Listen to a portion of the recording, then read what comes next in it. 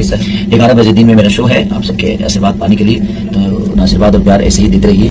तो भाई हमार आज पवन सिंह के बा नामांकन, बात सही सुन लो जा। पावर स्टार भड़ुआ सिंह के बाज नामांकन। भाई हमार बुरा मत मानिए जा, आज के पावर स्टार के दूसर का नाम पावर स्टार भड़ुआ सिंह हम रख ले बनी। भाई बुरा मत मानिए जा, आज के पावर स्टार सही में भड़ुआ हवे, ठीक बा भाई।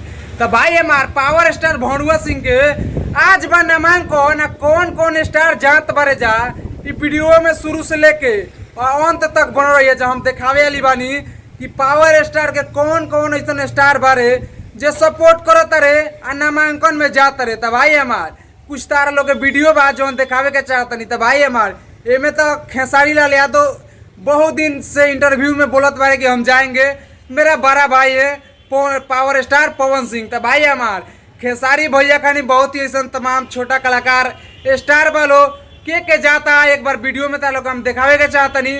तो भाई हमारे एक बार वीडियो देखा जाए। नमस्ते प्रणाम, मैं किसाई लाल यादव। नमस्कार प्रणाम, हम आप लोग के अपन अरविंद अकेला कल्लू। नमस्ते प्रणाम भैया, हम हैं गुंजन सिंह। हेलो नमस्ते प्रणाम, मैं शिल्पी राज। नमस्ते प्रणाम, मैं विजय चौहान। और बतावत चाहता नहीं कि आप लोग के चहेता, आप लोग के बेटा काराकाट लोकसभा क्षेत्र से बतौर निर्दलीय प्रत्याशी हमनी के बड़ भैया पवन सिंह जी 9 मई के नामांकन भरे जा रहा बनी। हमू आ रहा बनी डेहरी। तो आप लोग से भी निवेदन बा कि आप लोग 9 मई के हमारा बड़ा भैया पवन सिंह जी के नामांकन में उपस्थित हो लो, ज्यादा संख्या में भाग ले लो और अपन ढेर सारा प्यार और आशीर्वाद दे लो। कि कल 9 मई को बड़े भैया श्री पवन सिंह जी का नॉमिनेशन है काराकाट लोकसभा से निर्दलीय प्रत्याशी के रूप में। तो आप सब बढ़ चढ़कर एकदम भारी से भारी संख्या में आइए। हम भी कल आ रहे हैं डेहरी में। आप सबका आशीर्वाद बहुत जरूरी है भैया को, और अगर इस बार आप लोग चूकिएगा तो 5 साल चूक जाइएगा। इसलिए हम चाहते हैं कि इस बार अपना एक एक वोट दे करके बड़े भैया श्री पवन सिंह जी को जिताइए। और काराकाट लोकसभा की सम्मानित जनता, चाचा भैया, माता बहन, बड़ बुजुर्ग सबके प्रणाम बा।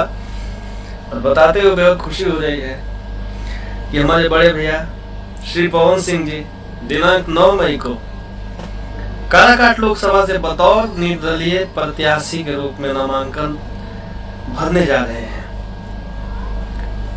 हम लोग भी डेहरी अनशन आ रहे हैं और सम्मानित जनता से हमारा विनम्र प्रार्थना है, निवेदन बा कि काराकाट लोकसभा के सर्वांगीण विकास हेतु एक अच्छा बेटा चुनिए, एक अच्छा नेता चुनिए।